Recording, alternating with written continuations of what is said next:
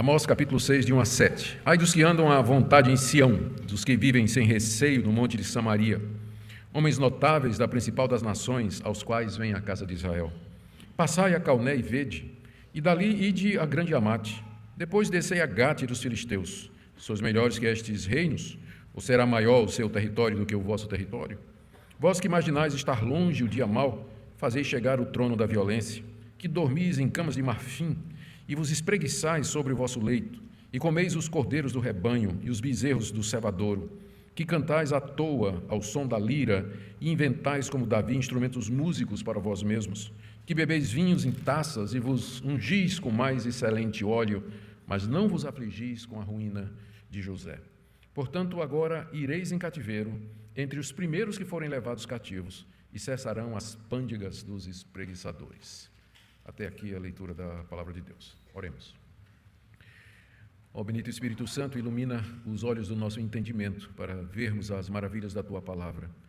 Nós pedimos que o Senhor nos alimente, o Senhor nos instrua e, como mestre enviado pelo Senhor Jesus, nos conduza a toda a verdade. Pedimos que o Senhor aplique essa palavra aos nossos corações, nos mostrando de que forma nós devemos reformar a nossa vida e viver no presente à luz da Tua verdade e dos Teus ensinos aqui. Tudo para a glória de Deus Pai, na mediação de Jesus Cristo. Assim pedimos. Amém. Quando eu era estudante no Seminário Presbiteriano do Norte, creio que eu estava no primeiro ano, o reverendo Francisco Leonardo, que seria meu sogro, ele era o diretor do seminário. O seminário tem um internato, ainda hoje tem, onde os alunos que vinham de outras cidades estudar, ali moravam. Eu morava fora, morava aqui na casa dos meus pais. E um dia eu cheguei no seminário e a notícia que eu ouvi, a história que me contaram foi a seguinte: os alunos acordaram cedo, foram para o refeitório para tomar o café da manhã. Reverendo Francisco Leonardo nunca aparecia no seminário naquele horário. De repente, os alunos começam a fazer uma guerra de pão. Pegavam o miolo de pão, molhavam no café e ficavam fazendo guerra um com o outro dentro do refeitório.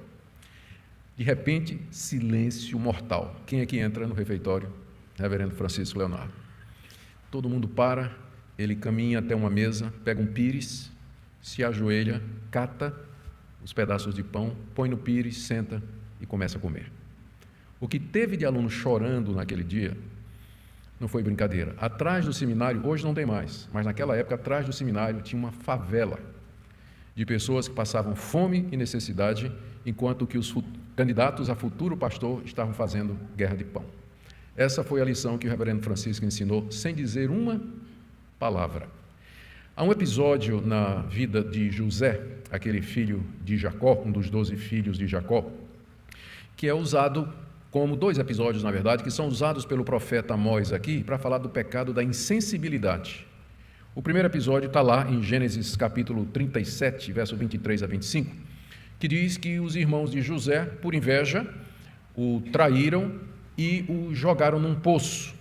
E enquanto José ali estava sofrendo, os irmãos estavam comendo, tendo uma refeição e negociando a venda de José como escravo a uma caravana que passava rumo ao Egito.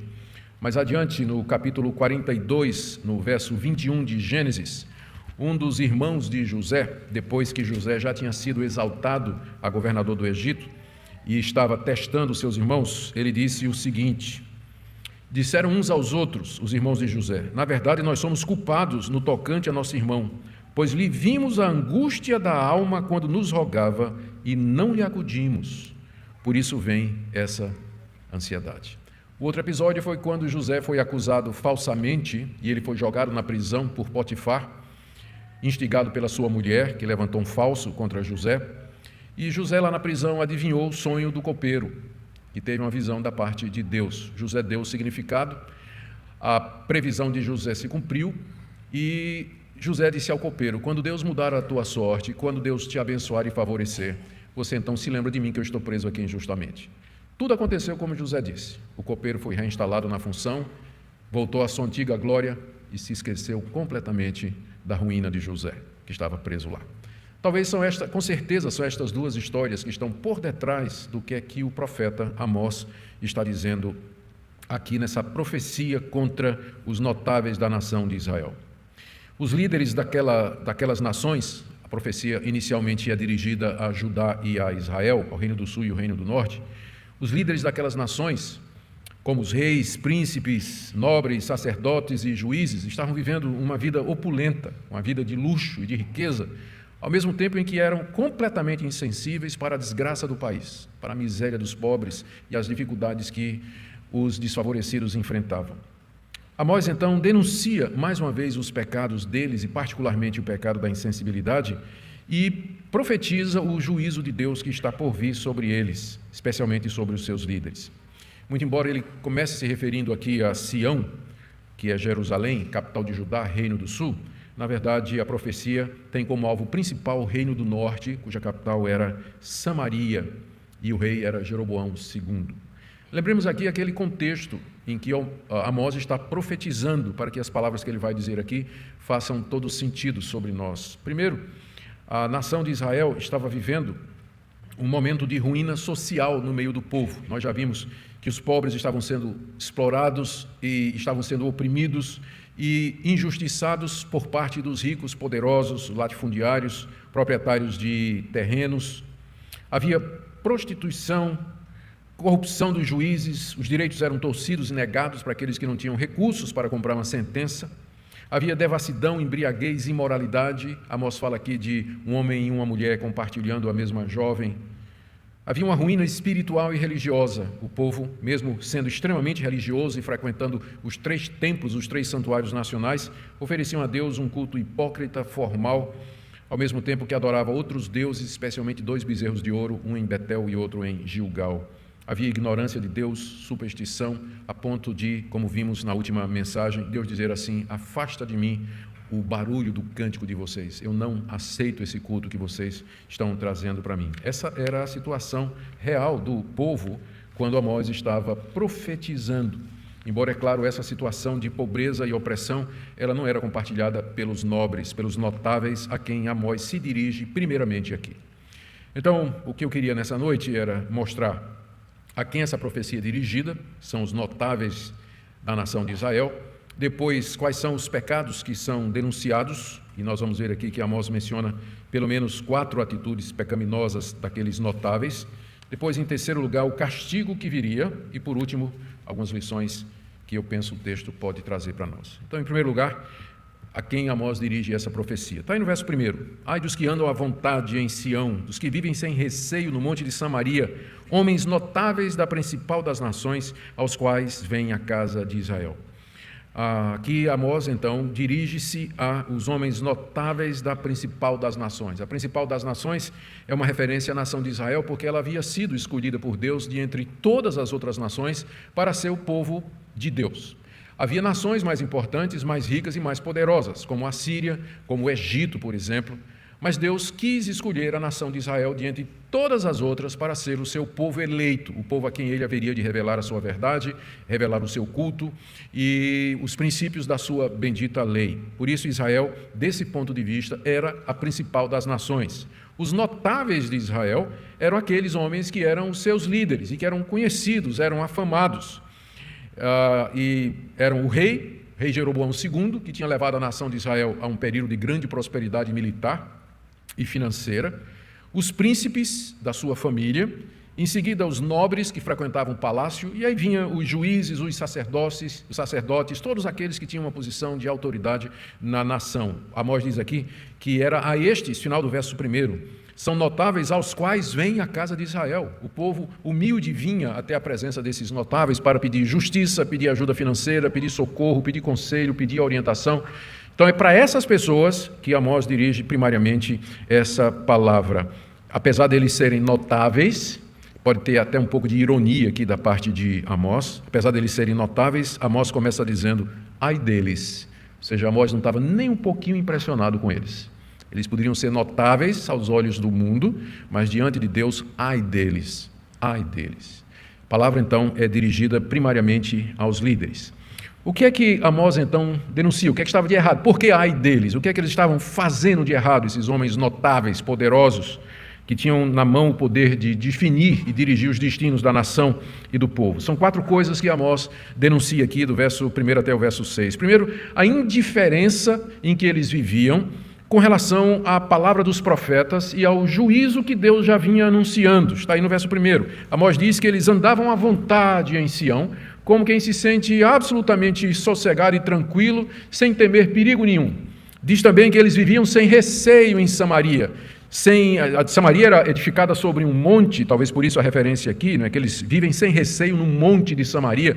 Samaria era uma fortaleza natural, considerada inexpugnável, ninguém se atreveria a tentar conquistar a cidade, e os moradores então se sentiam lá muito seguros, de que nenhum mal haveria de acontecer. Esse pessoal tinha uma vida boa e sossegada, andavam à vontade, viviam sem medo de que algo ruim tivesse de acontecer, e nós já vimos antes que a razão para isso era, em primeiro lugar, exatamente eles terem consciência de que eram o povo escolhido de Deus. Eles sabiam disso, que Deus os havia escolhido de entre as nações para os abençoar e para dar a eles um tratamento privilegiado, acima de todas as outras nações. Então, numa conclusão errada do favor de Deus, eles pensavam que não importa o que eles fizessem, no fim tudo ia dar certo para eles e mal nenhum aconteceria. A segunda razão é que eles tinham templos, pelo menos 3 santuários, onde eles iam adorar a Deus. E na época das festas religiosas de Israel, eram 3 festas anuais, esses templos se enchiam, com pessoas trazendo ofertas, trazendo sacrifícios, ofertando os dízimos que eram trazidos à abundância e generosamente. Então, por que Deus haveria de fazer alguma coisa, ou Deus haveria de fazer com que o mal nos viesse se nós o servimos e o servimos generosamente? Além disso, eles estavam bem financeiramente, pelo menos a classe alta. Vocês têm que lembrar que naquela época não tinha classe média. Tinham os ricos, que tinham tudo, e os pobres, que não tinham nada. A classe média é um acontecimento da história ocidental recente. Mas no Antigo Oriente, tinha os que tinham tudo e os que não tinham nada. Então, os que não tinham nada estavam padecendo necessidade, passando por aflições, sendo injustiçados, processados, e os que tinham tudo, então, se sentiam privilegiados e achavam que era sinal de que Deus estava ao lado deles, já que eles tinham do bom e do melhor, sem olhar para o que estava acontecendo no meio do povo.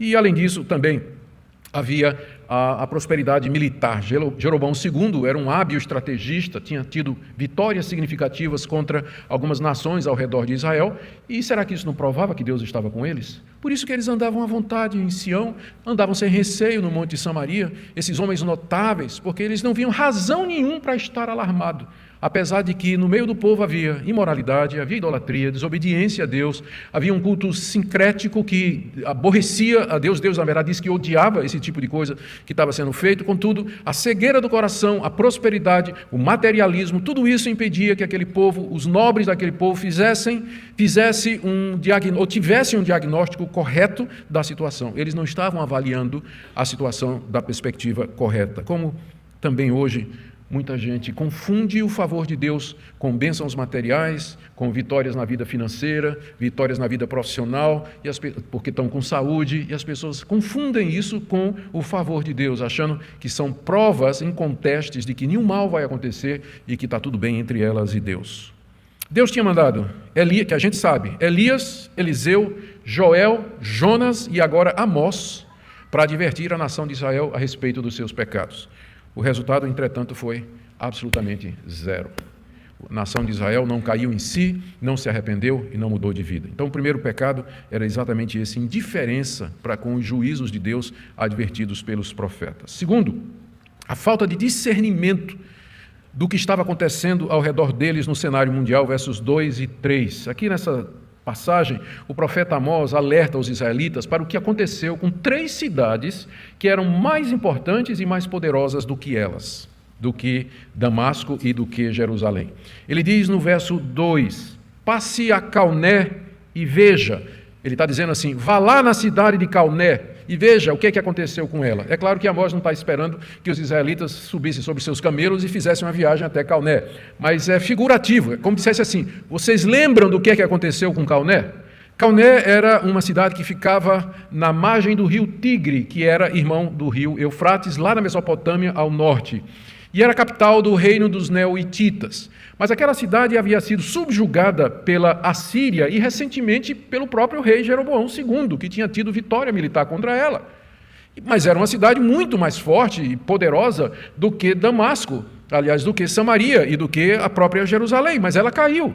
Ela caiu apesar de toda a sua segurança. A mesma coisa com a cidade de Amate, verso 2. Vede, e dali, ide a grande Amate. Depois de passar lá em Calné e ver o que aconteceu lá, continuou mais um pouquinho e vai lá para a cidade de Amate. Amate ficava também ao norte, perto do rio Orontes, e também tinha sido subjugada pela Assíria. E também os próprios judeus tinham tido vitória militar contra ela. Como Amós diz aqui, era uma grande cidade. Vão lá na grande Amate e vejam o que aconteceu com ela. E aí ele diz, e aproveita, e dá uma chegadinha ao sul agora, na cidade de Gate dos filisteus. Gate era uma das 5 principais cidades dos filisteus, 4 delas são mencionadas aqui no capítulo 1 de Amós, quando nós começamos a pregar. Então, nós lembramos que um dos alvos de Amós é exatamente a Filístia, e ele enumera 4 cidades dos filisteus, só faltava uma que era Gate, que é mencionada aqui. Amós diz, passa lá para Gate, a grande cidade dos filisteus, e veja o que aconteceu com ela. O próprio rei Uzias, que era rei de Judá, recentemente tinha conquistado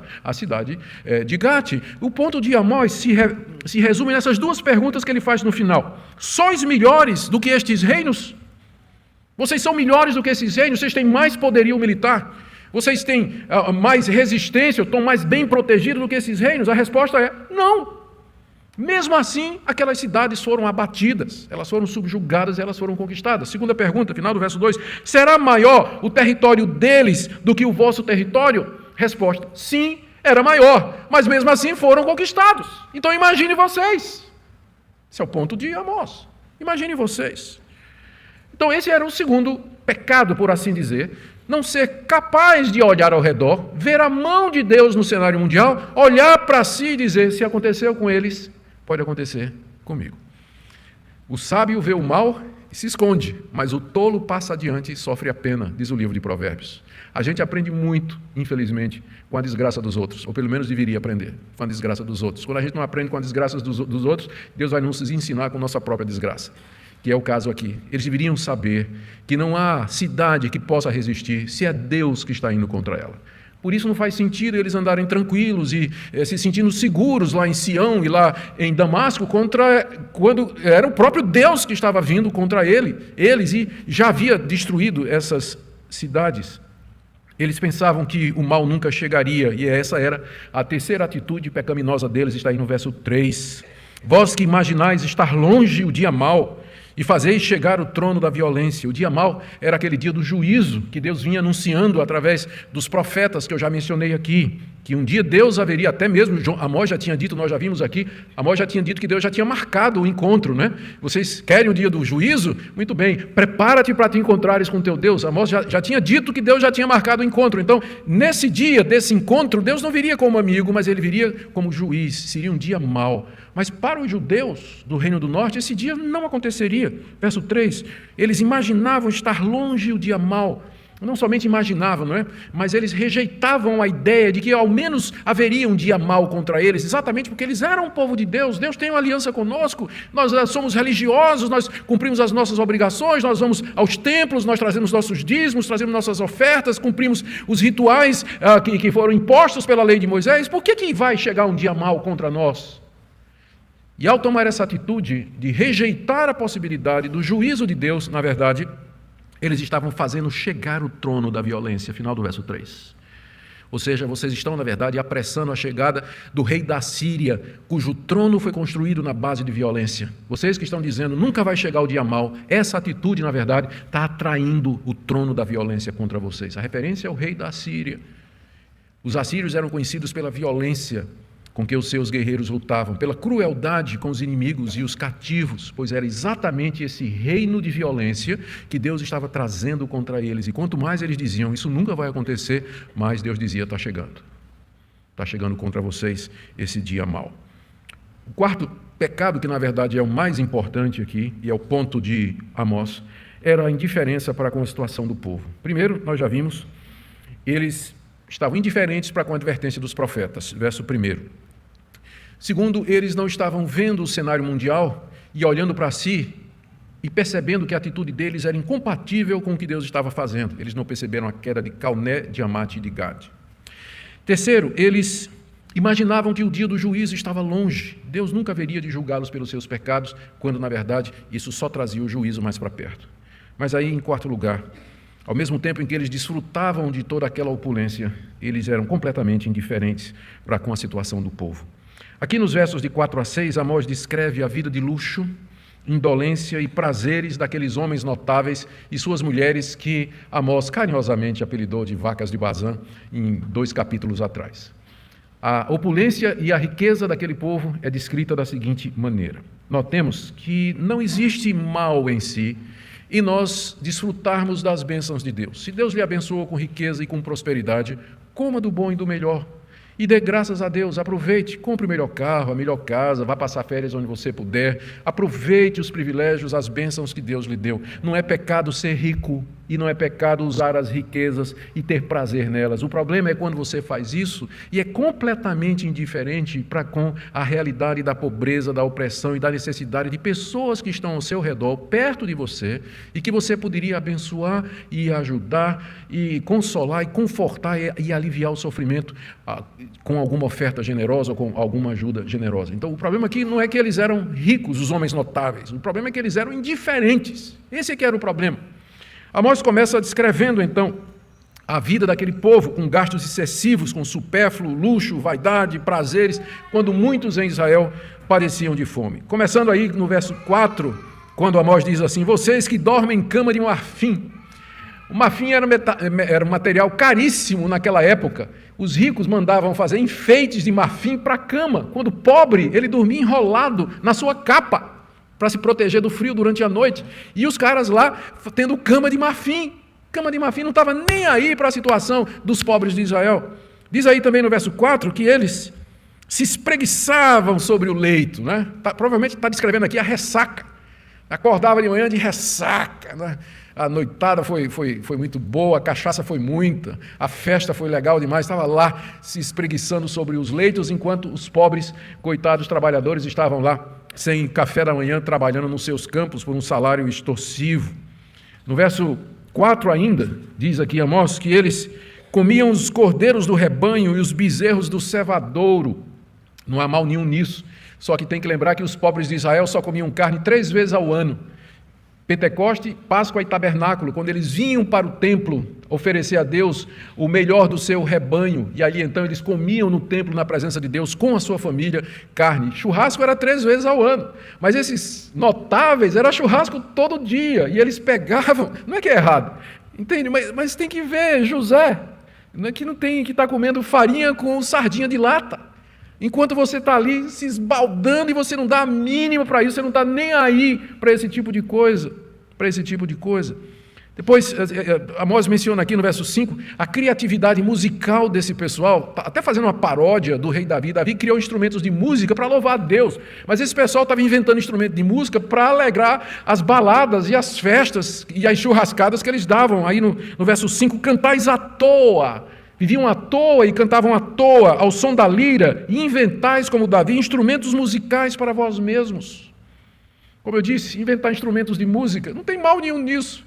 O problema é quando isso era feito para embalar e dar o fundo musical de uma vida voltada para o prazer, para o materialismo e para o consumo, ao mesmo tempo que não se ouvia o choro do pobre, mas o som da lira. E agora no verso 6, ele diz: vocês bebem vinho em taças. Só que a palavra que é usada para taça aqui, na verdade, devia ter a palavra para copo aqui. A palavra taça significa uma taça grande, onde o vinho primeiro era misturado e de lá derramado no copo, que era então servido.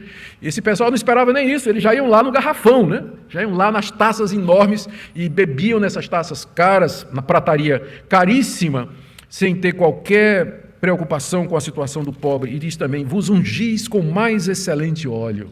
Só aquele óleo de grife, aquele óleo perfumado, não é?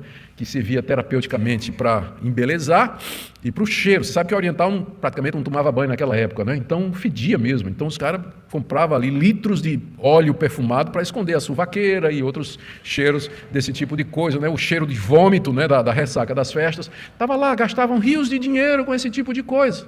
Como eu disse, em si não seria problema se não fosse a última parte do verso 6. Mas não vos afligis com a ruína de José. Não vos afligis com a ruína de José. Não tem o menor sentimento para com José no fundo do poço, gritando, pedindo misericórdia, pedindo ajuda. enquanto isso seus irmãos estavam negociando a venda dele. Era exatamente essa a situação da nação de Israel. O pecado da indiferença, como eu disse, não é pecado ser rico, pecado é ser indiferente.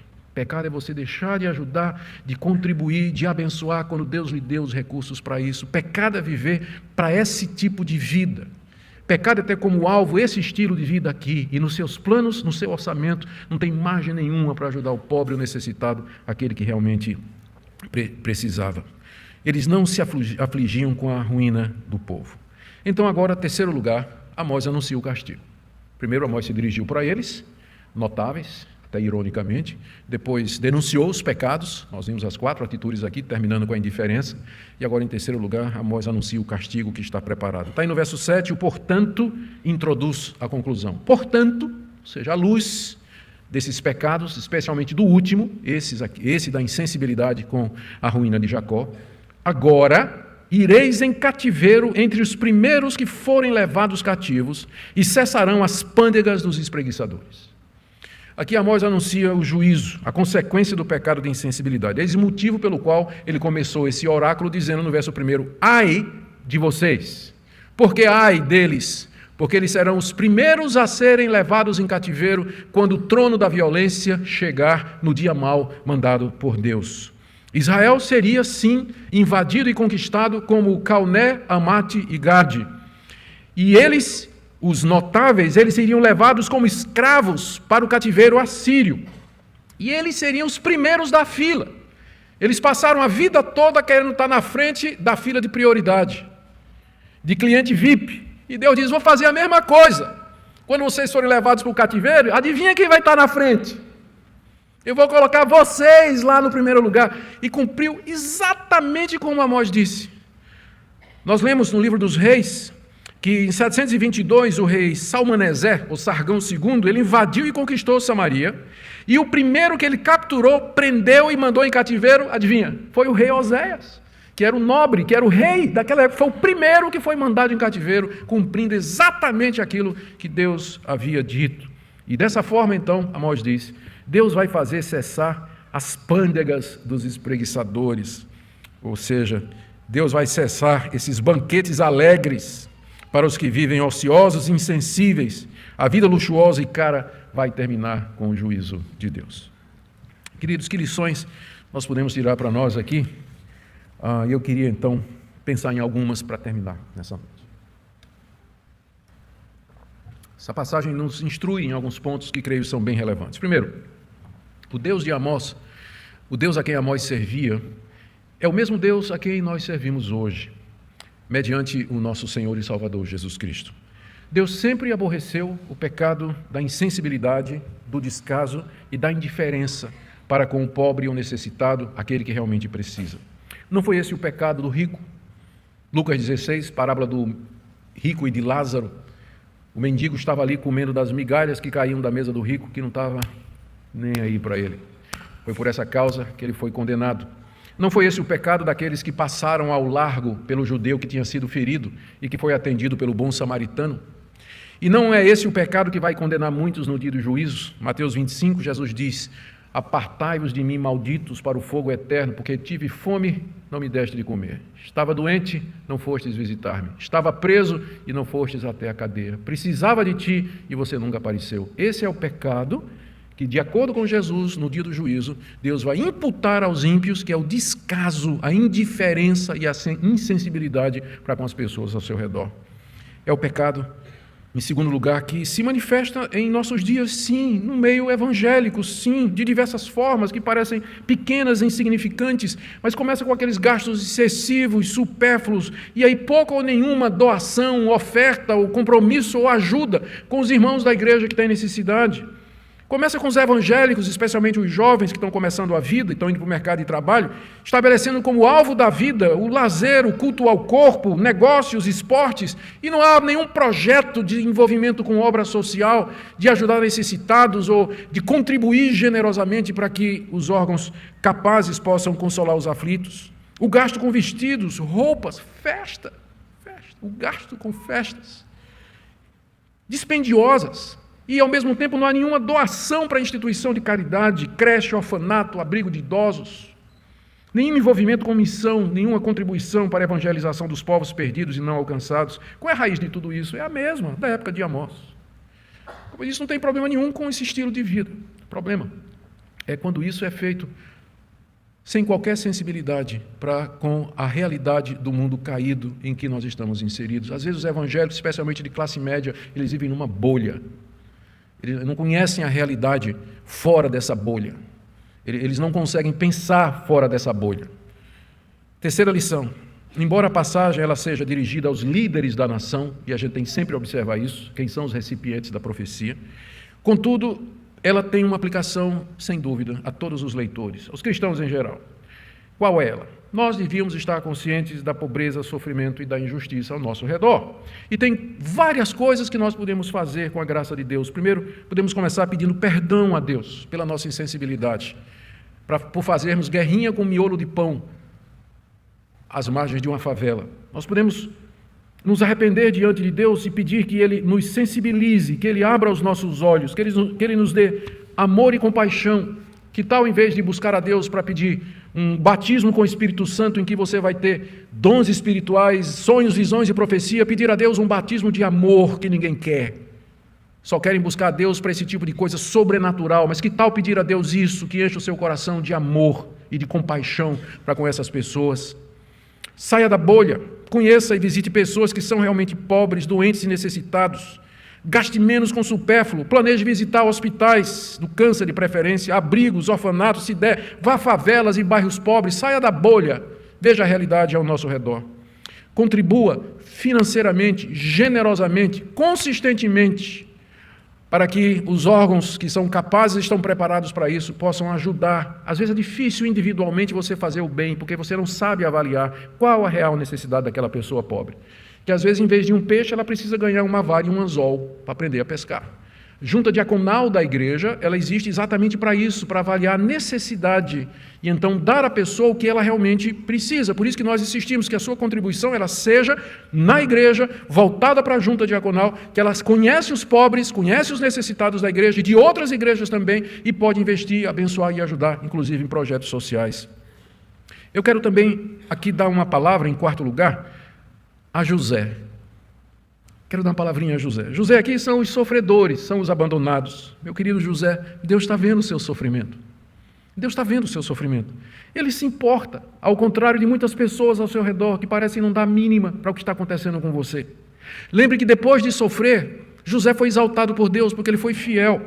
Por isso não deixe o rancor e o ressentimento entrar no seu coração, porque é fácil você ter no meio da igreja evangélica gente ressentida. Encontro aos montões de gente dizendo assim, eu estava passando necessidade, eu estava sofrendo, não recebi uma visita, ninguém me ligou, ninguém se interessou por mim nem pela minha situação.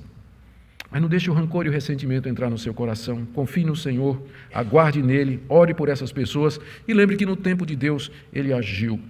E por último, queridos, última aplicação. Vamos dar graças a Deus por nosso Senhor e Salvador Jesus Cristo. José não é tipo de Cristo. Ele não é um tipo, uma figura de Cristo. Mas a história de José é muito parecida com a de Cristo, não é verdade? Eu diria, a história de Cristo é parecida com a de José. Semelhança de José, ele foi traído pelos irmãos. Ele foi vendido, se tornou escravo e foi preso injustamente. Mas depois Deus o exaltou e o fez soberano sobre todas as nações. E através dele salvou o seu povo, o mesmo povo que o traiu. Esse é o nosso Salvador. Ele é o nosso José. Ele é aquele que sofreu a indiferença dos homens, a acusação dos homens, para depois ser exaltado por Deus, para ser um Salvador que entende você, que sabe o que é sofrer, que passou pela indiferença, pela injustiça e pelo abandono, e que nessa noite pode socorrer você, trazendo conforto, trazendo consolo, trazendo refúgio, especialmente esperança. E que Deus está vendo, Deus está ouvindo, e que no tempo dele, ele haverá de abençoar a sua vida. Que Deus derrame seu Espírito sobre nós, irmãos. Que nós, de fato, amemos uns aos outros, como a Bíblia diz, porque o amor, inclusive, é mais excelente do que os próprios dons espirituais. Oremos. Ó Deus, nós queremos pedir que o Senhor abra os nossos olhos para ver a realidade do mundo.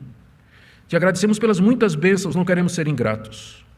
Te agradecemos não só pelas bênçãos, mas pela capacidade de usufruir delas.